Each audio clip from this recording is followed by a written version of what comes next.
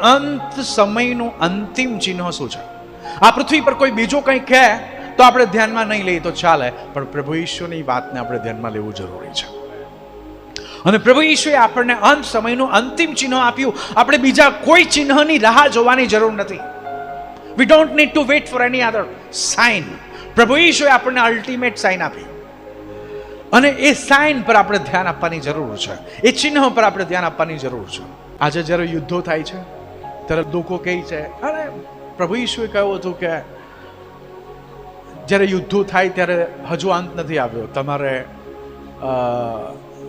ચિંતા કરવાની જરૂર નથી, હજુ તો દુઃખની શરૂઆત છે. નહીં, આજે હું તમને એ બધી બાબતોનો ખુલાસો આપીશ કે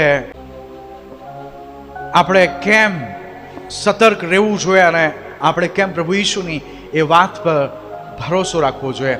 આપણે વાંચીએ આગળ 3જી કલમને.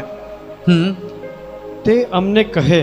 હા, આપણે જોઈએ છે પ્રભુ ઈસુને તેઓ પ્રશ્નો પૂછે છે, અને તેમનો પ્રશ્ન એ છે કે તારા આવવાની અને જગતના અંતની નિશાની શું છે તે અમને કહે.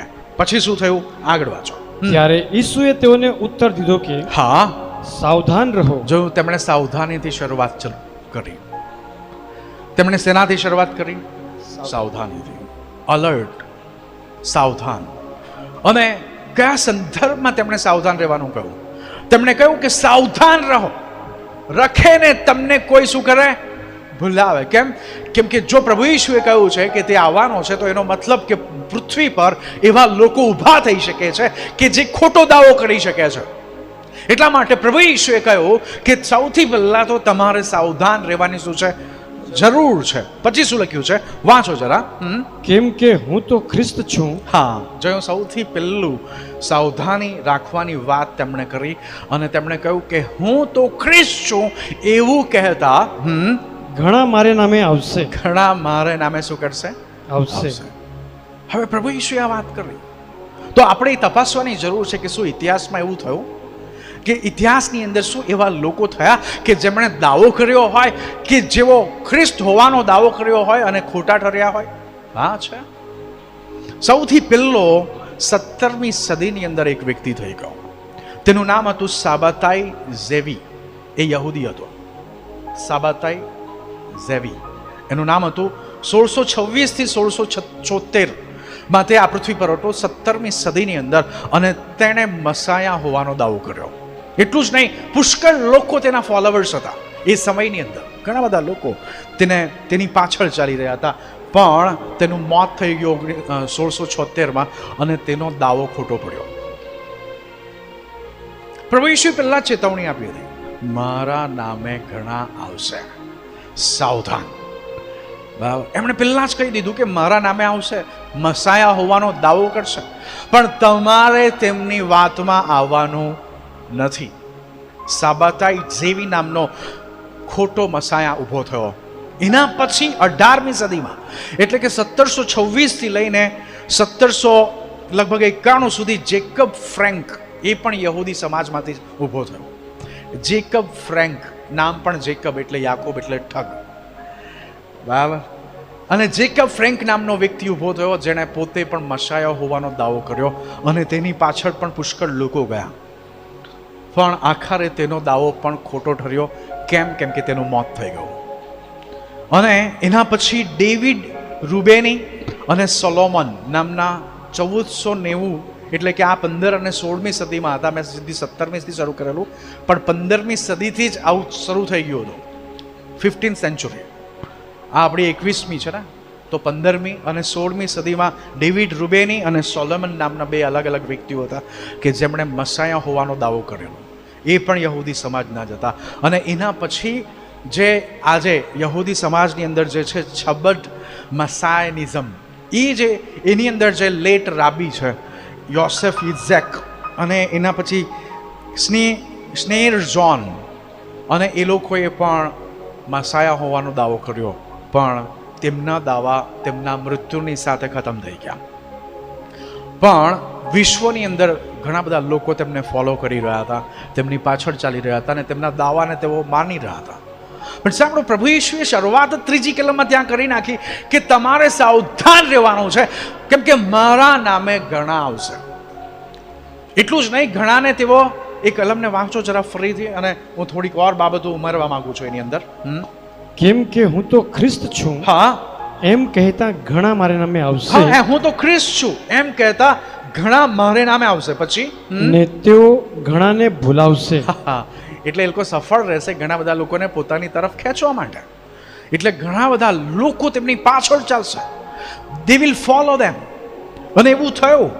એટલે સાબાતાઈ ઝેવીની પાછળ, જેકબ ફ્રેન્કની પાછળ, ડેવિડ રૂબેની અને સોલોમન અને છબડ મસાયનિઝમ, એ લોકોની પાછળ પુષ્કળ લોકો ચાલ્યા, પુષ્કળ લોકો ફોલો કર્યા. પણ તેમના મોતની સાથે તેમનો દાવો ખતમ થઈ ગયો. કેમ કે જે મસાયા છે તે એક વખત આપણા માટે બલિદાન આપી ચૂક્યો છે. તે મસાયા છે તે મરવા માટે પાછો પૃથ્વી પર નથી આવી રહ્યો. પણ સાંભળો, પ્રભુ ઈશુએ પહેલાં જ કહ્યું, અને એ પ્રમાણે લોકોએ દાવા કર્યા. એના પછી બીજા જે વિશ્વાસ છે તેમાંથી પણ, એટલે કે બીજો વિશ્વાસ એટલે તમારે સમજી જવાનું, મિર્ઝા ગુલામ અહેમદ કરીને એક વ્યક્તિ ઊભો થયો. મિર્ઝા ગુલામ અહેમદ, કે જેણે પોતાને મહેદી અને મશાયા હોવાનો દાવો કર્યો. પોતાને શું દાવો કર્યો? મહેદી અને મશાયા હોવાનો દાવો કર્યો. કેમ કે મુસ્લિમ સમાજ પણ મહેદી આવશે એવો તેવો વિશ્વાસ કરે છે, અને મસાયા અને મહેદી સાથે આવશે. પણ આ વ્યક્તિએ અમુક બાબતોને લોકોને ભ્રમિત કરવાની કોશિશ કરી, અને તેણે કહ્યું કે હું જ મસાયા છું, હું જ મહેદી છું, અને તેના માટે તેણે દાવો કર્યો. પણ આખરે તેનું પણ મોત થઈ ગયું. એના પછી સાયરસ ટીડ નામનો વ્યક્તિ આવ્યો, અને એના પછી આપણા નજીકના ભૂતકાળમાં અડોલ્ફ હિટલર હતો. અડોલ્ફ હિટલરે પણ મસાયા હોવાનો દાવો કર્યો, કે જેણે પૃથ્વી પર લોકોને અલગ રીતે તેમનો મસીહા હોવાનો દાવો કર્યો. પણ આપણે જાણીએ છીએ કે તેણે આત્મહત્યા કરવી પડી, તે મોતને ભેટ્યો. એના પછી ન્યૂ એજ થિયરી લઈને એક આવ્યો, જેનું નામ હતું ડેવિડ ઇસાક, અને એણે ડ્રેકોનિયન્સ એટલે કે એક એનો પણ દાવો કર્યો. અને ડ્રેકોનિયન્સ એટલે કે શેતાનના જે વંશજો છે તેમના હોવાનો દાવો કર્યો. પોતે પરમેશ્વરનો પુત્ર હોવાનો દાવો કર્યો. પણ આખરે તેનું પણ મોત થયું. છેલ્લે એઝરા મિલર કરીને એક માણસ આવ્યો અમેરિકાની અંદર, નેટિવ અમેરિકામાં, અને જેણે પોતે ઈશુ હોવાનો દાવો કર્યો, ક્લેમ ટુ બી જીસસ, મસાયા. પણ એ પણ નહીં રહેવા. તો આપણે જોઈએ છે કે પ્રભુ ઈશુએ જે ચેતવણી આપી કે મારે નામે લોકો આવશે, મારે નામે લોકો આવશે, પોતે મસાયા હોવાનો દાવો કરશે.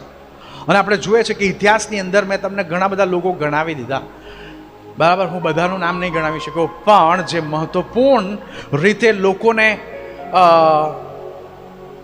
ભ્રમિત કરવામાં સફળ રહ્યા, જે લોકોએ ઘણા બધા લાખોની તાદાદમાં, કરોડોની તાદાદમાં ફોલોવર્સ પ્રાપ્ત કર્યા, એવા લોકો કે જે લોકો આખરે પોકળ નીવડ્યા. તો એ બાબત એટલા માટે આપણે ચર્ચા કરી કેમ કે પ્રભુ ઈશુએ પહેલેથી કહ્યું હતું કે આવું થશે. કેમ કે પ્રભુ ઈશુની એક પણ વાત ભોંય પર પડતી નથી. જો પ્રભુ ઈશુએ કહ્યું કે મંદિર તોડી પાડવામાં આવશે, તો આજે આખી દુનિયા સાક્ષી છે. આખી દુનિયાના ઘણા બધા દેશોના લોકોએ પોતાની આંખોથી યરુશલેમમાં જઈને જોયું છે કે એ મંદિર જે સુલેમાને બનાવ્યું હતું તે હવે નથી. એ મંદિર નથી. ધેટ પ્રૂવ્સ કે પ્રભુ ઈશુ સાચું બોલે છે, અને પ્રભુ ઈશુએ જે ભવિષ્ય ભાગ્યું હોય તે પૂરું થાય છે. પછી પ્રભુ ઈશુએ કહ્યું કે આ પૃથ્વી પર મારા નામે ઘણા લોકો આવશે, મસાયા હોવાનો દાવો કરશે.